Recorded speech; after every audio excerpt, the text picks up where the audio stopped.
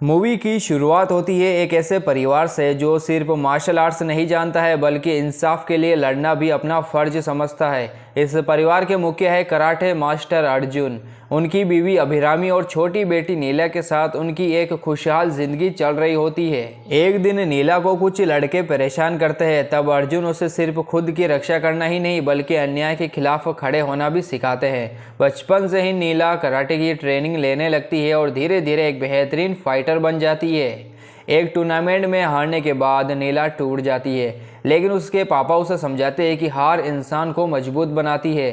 अर्जुन बताते हैं कि उन्होंने भी अपनी ज़िंदगी में सिर्फ एक बार हार का सामना किया था और उसी हार ने उन्हें अजय बना दिया। पिता की यह सीख नीला की ज़िंदगी का सबसे बड़ा हथियार बन जाती है। समय बीतता है और नीला बड़ी हो जाती है। अब वे सिर्फ कराटे चैंपियन नहीं बल्कि अन्याय के खिलाफ आवाज़ उठाने वाली बहादुर लड़की बन चुकी होती है। कहीं किसी बूढ़ी महिला के साथ धोखा हो रहा हो या कोई कमज़ोर इंसान मुश्किल में हो, नीला बिना डरे सामने खड़ी हो जाती है और गलत लोगों को सबक सिखाती है। नीला की माँ उसे बार बार मुसीबतों से दूर रहने को कहती है, लेकिन तभी एक बड़ा राज सामने आता है। पता चलता है कि उसकी माँ भी कराटे में ब्लैक बेल्ट है और कभी अर्जुन को हराने वाली इकलौती इंसान रह चुकी है, यानी पूरा परिवार ही फाइटर्स का परिवार है। इसी बीच कहानी में एंट्री होती है बड़े बिजनेसमैन वरुण की। बाहर से वे एक सक्सेसफुल एंटरप्रेन्योर दिखता है, लेकिन असल में वे बेहद लालची और खतरनाक इंसान है। उसका नया प्लान एक पहाड़ी इलाके में माइनिंग प्रोजेक्ट शुरू करने का है। इस प्रोजेक्ट से लगभग उसे 7,000 करोड़ रुपए का फायदा होने वाला है, लेकिन प्रॉब्लम यह है कि अगर उस पहाड़ पर खुदाई शुरू हुई तो आसपास के गांव तबाह हो जाएंगे। करीब 1500 परिवार बेघर हो सकते हैं। फिर भी वरुण को सिर्फ पैसों की चिंता है। सरकारी अनुमति पाने के लिए एक भ्रष्ट विधायक उससे 1000 करोड़ रुपए रिश्वत मांगता है। वरुण ये सौदा स्वीकार कर लेता है और पैसों की लेन देन की जिम्मेदारी अपने सबसे भरोसेमंद आदमी अब्राहम को देता है। अब्राहम कोई साधारण व्यक्ति नहीं है बल्कि एक कुख्यात अंडरवर्ल्ड डॉन है। पुलिस सालों से उसे पकड़ने की कोशिश कर रही है, लेकिन वे हर बार बच निकलता है। वे पूरे 1000 करोड़ रुपए की डील को विदेशी नेटवर्क के जरिए पूरा करने निकलता है, लेकिन किस्मत को कुछ और ही मंजूर होता है। रास्ते में एक शराबी लड़के की लापरवाही से अब्राहम की कार का भयानक एक्सीडेंट हो जाता है। वे कार में ही बेहोश हो जाता है।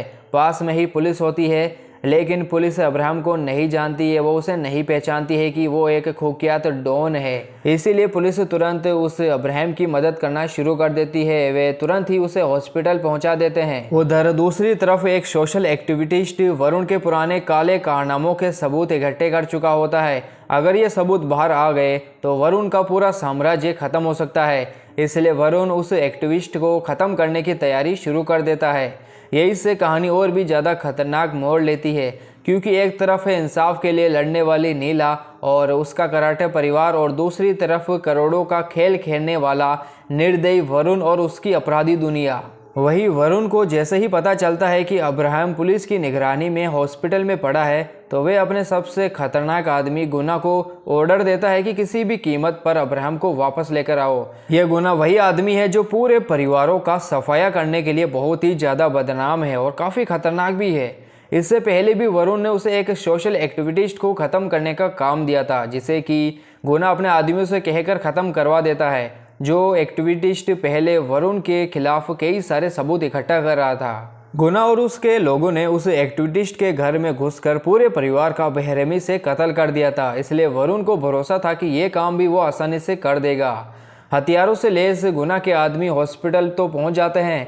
पुलिस उन्हें देखकर समझती है कि वे अब्राहम को मारने आए हैं, लेकिन जब पुलिस अब्राहम को गोली मारने की धमकी देती है तब गुंडे पीछे हट जाते हैं। तब पुलिस को समझ आता है कि ये लोग अब्राहम को मारने नहीं बल्कि बचाने आए हैं। अब इस इंसिडेंट के बाद पुलिस को शक हो जाता है कि अब्राहम कोई साधारण अपराधी नहीं है। हॉस्पिटल की सुरक्षा बढ़ा दी जाती है, लेकिन कुछ ही देर बाद एक चौंकाने वाली खबर आती है।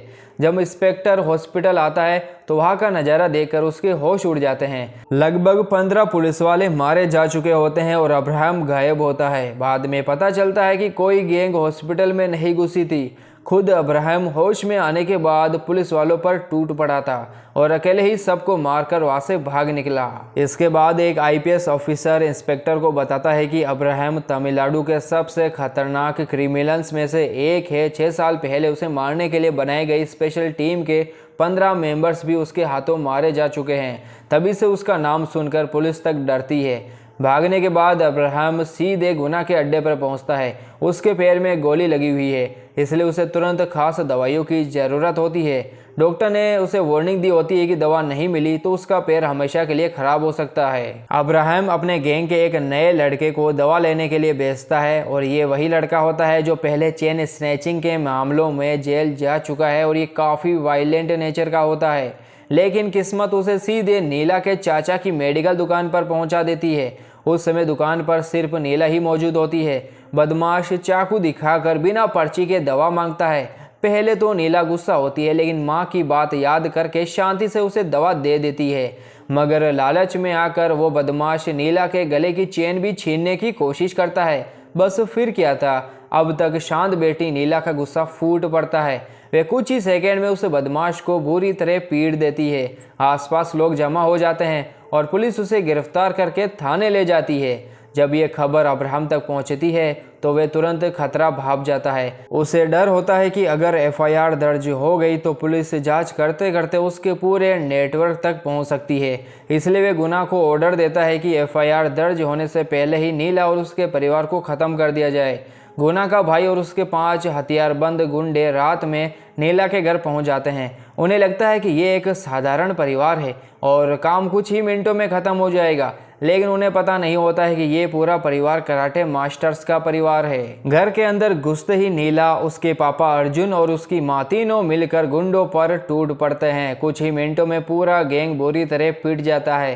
3 गुंडे वही मारे जाते हैं और बाकी 2 छिपकर जान बचाने की कोशिश करते हैं। फिर अर्जुन एक खतरनाक फैसला लेते हैं। वे कहते हैं कि अब जब 3 लोग मर चुके हैं तो मामला पुलिस तक जरूर पहुंचेगा, इसलिए बाकी दोनों गवाहों को भी खत्म करके सबकी लाशें घर के पीछे दफना दी जाए। ये सुनते ही छिपे हुए दोनों गुंडे डर के मारे बाहर आ जाते हैं। नीला की माँ टीवी की आवाज़ तेज कर देती है और फिर दोनों को भी खत्म कर दिया जाता है। इसके बाद 5 लाशों को घर के पीछे एक बड़े गड्ढे में दफना दिया जाता है। उधर उसी समय वरुण अब्राहम को फ़ोन करके कहता है कि 1000 करोड़ की डील तुरंत पूरी करनी होगी। इसके लिए वे खास 100 रुपये का नोट दुबई भेजना जरूरी है, क्योंकि उसी नोट के जरिए पूरी ट्रांजैक्शन जुड़ी हुई है। अब्राहम अपना पर्स निकालने जाता है, लेकिन पर्स गायब होता है। पूरा गैंग पर्स ढूंढना शुरू कर देता है। तभी एक भूरे रंग का पर्स मिलता है, लेकिन उसे खोलते ही कहानी में सबसे बड़ा ट्विस्ट आ जाता है। वो पर्स अब्राहम का नहीं बल्कि गुना के भाई का होता है। असल में दोनों के पर्स एक जैसे ही होते हैं और गलती से बदल जाते हैं। यानी 1000 करोड़ की डील से जुड़ा वो बहुत ही इम्पोर्टेंट 100 रुपये का नोट गुना के भाई के पास होता है। लेकिन गुना का भाई तो अभी अभी नीला के परिवार द्वारा मार कर घर के पीछे दफनाया जा चुका होता है। अब एक तरफ 1000 करोड़ रुपए की डील खतरे में पड़ चुकी है और दूसरी तरफ अब्राहम को पता भी नहीं है कि उसका नोट किसके साथ जमीन के नीचे दबा हुआ है। गुना को अब तक अपने भाई और उसके लोगों का कोई पता नहीं चलता। वे सोचने लगता है कि जिस नॉर्मल परिवार को ख़त्म करने के लिए उसने अपने लोगों को भेजा था, वे अभी तक वापस क्यों नहीं आए। धीरे धीरे उसे शक होने लगता है कि शायद पुलिस ने उसके भाई और गैंग को पकड़ लिया है। उधर मेडिकल शॉप वाले मामले में नीला और उसके पापा पुलिस स्टेशन जाते हैं ताकि शिकायत वापस ले ले। वही इन्हें इंस्पेक्टर और गुना की फ़ोन पर बातचीत सुनाई देती है। गुना इंस्पेक्टर को धमकी देता है कि उसने उसकी बीवी और बेटे को किडनैप कर लिया है। अगर वे अपने भाई और आदमियों को वापस नहीं करेगा तो उसका परिवार मारा जाएगा। तभी अर्जुन और नीला समझ जाते हैं कि जिस गैंग को उन्होंने मारकर दफना दिया था, उसी की वजह से एक बेगुनाह पुलिस ऑफिसर का परिवार मुसीबत में फंस गया है। इसीलिए अब दोनों बाप बेटी फैसला करते हैं कि चाहे कुछ भी हो, इंस्पेक्टर के परिवार को बचाना ही होगा। उस दौरान अर्जुन को अपने पुराने कराटे स्टूडेंट की याद आती है जो अब पुलिस में नौकरी करता है। वह उसे गुना के बारे में जानकारी जुटाने निकल जाता है, लेकिन दूसरी तरफ असली खतरा उनके घर की तरफ बढ़ रहा होता है। अब्राहम को धीरे धीरे समझ आ जाता है कि उसका खोया हुआ पर्स उसी परिवार तक पहुंचा है जहां गुना का भाई गायब हुआ था। हाथ में वो बड़ा चाकू लेकर वे सीधे नीला के घर पर पहुंच जाता है। दरवाज़ा खोलते ही नीला और उसकी माँ समझ आती है कि ये भी उसी गैंग का आदमी है। दोनों सोचती है कि जैसे बाकी गुंडों को हराया था, इसे भी वो हरा देगी। लेकिन इस बार सामने कोई नॉर्मल गुंडा नहीं बल्कि खूंखार अब्राहम खड़ा होता है। नीला और उसकी मां मिलकर हमला करती है, लेकिन अब्राहम दोनों पर भारी पड़ जाता है। कुछ ही मिनटों में वे दोनों को बुरी तरह घायल कर देता है। उसी समय पड़ोसी अर्जुन को फोन करके बताता है कि उसके घर में टीवी की आवाज बहुत तेज चल रही है। अर्जुन तुरंत समझ जाता है कि घर में फिर कोई खतरनाक आदमी घुस आया है। वे तेजी से घर पहुंचता है और अब्राहम से भिड़ जाता है। शुरुआत में अर्जुन उसे अच्छी टक्कर देता है, लेकिन अब्राहम बहुत ताकतवर साबित हो जाता है। वे कुकर से अर्जुन के सिर पर वार कर देता है और अर्जुन वहीं पर बेहोश होकर गिर पड़ता है। अब्राहम चाकू लेकर नीला की मां को मारने ही वाला होता है, तभी एंट्री होती है नीला के चाचा की। दरअसल वो भी बचपन से अर्जुन के साथ कराटे सीख चुके होते हैं। वे आते ही अब्राहम पर टूट पड़ते हैं। इसके बाद पूरा परिवार मिलकर किसी तरह अब्राहम को काबू में कर ही लेते हैं। अब्राहम की पिटाई करने के बाद वे उससे पूछताछ करते हैं। फिर दबाव में आकर वे बता देता है कि इंस्पेक्टर का परिवार कहाँ कैद है। इसके बाद अर्जुन और नीला सीधे गुना के अड्डे पर पहुंच जाते हैं। वहां पहुंचकर दोनों गुना के आदमियों की जमकर धुलाई करते हैं और आखिर में गुना उनके कब्जे में आ ही जाता है। जब अर्जुन उसे मारने वाला होता है तब गुना एक बड़ा राज खोलता है। वह बताता है कि उस पूरे खेल के पीछे असली मास्टरमाइंड एंटरप्रेन्योर वरुण है। वह यह भी बताता है कि उनके घर में मौजूद वही खास 100 रुपये का नोट पूरे 1000 करोड़ रुपए के भ्रष्ट लेन देन की चाबी है। अगर वे नोट दुबई पहुंच गया तो विधायक के खाते में 1000 करोड़ रुपए पहुंच जाएंगे और वरुण को माइनिंग प्रोजेक्ट की मंजूरी मिल जाएगी। उसके बाद पहाड़ी गांव के लगभग 1500 परिवार तबाह हो जाएंगे। अब अर्जुन और नीला को पूरी साजिश समझ आ जाती है। वे घर पहुंचते हैं। वे खास 100 रुपये का नोट निकालते हैं और उसे जला देते हैं ताकि 1000 करोड़ की डील हमेशा के लिए ख़त्म हो जाए। इसके बाद में वे अब्राहम को भी ख़त्म कर देते हैं और उसकी लाश को भी बाकी अपराधियों की तरह दफना देते हैं। लेकिन अभी असली दुश्मन जिंदा होता है, इसलिए बाप बेटी सीधे वरुण के अड्डे पर पहुंचते हैं। फिर शुरू होती है फिल्म की सबसे बड़ी फाइट। एक तरफ लालच और भ्रष्टाचार का प्रतीक वरुण और दूसरी तरफ न्याय के लिए लड़ने वाले कराटे परिवार। जबरदस्त लड़ाई के बाद अर्जुन और नीला मिलकर वरुण का एंड कर देते हैं, उसे खत्म कर देते हैं। अब इस साजिश में शामिल हर बड़ा अपराधी खत्म हो चुका होता है। 1000 करोड़ की डील रुक जाती है। पहाड़ी गांव के 1500 परिवार बच जाते हैं और किसी को भी असली सच का पता नहीं चलता। करीब 3 महीने बाद भी पुलिस ये नहीं जान पाती है कि इन सभी अपराधियों को किसने ख़त्म किया।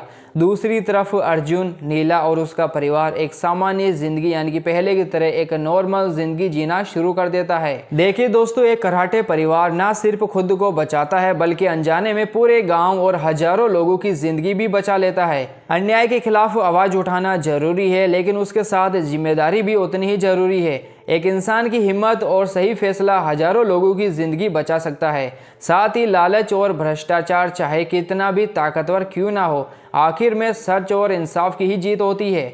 और दोस्तों, इसी के साथ ये मूवी यहीं पर ख़त्म हो जाती है। तो दोस्तों, मिलते हैं जल्दी अगली वीडियो में। तब तक के लिए टेक केयर एंड बाय।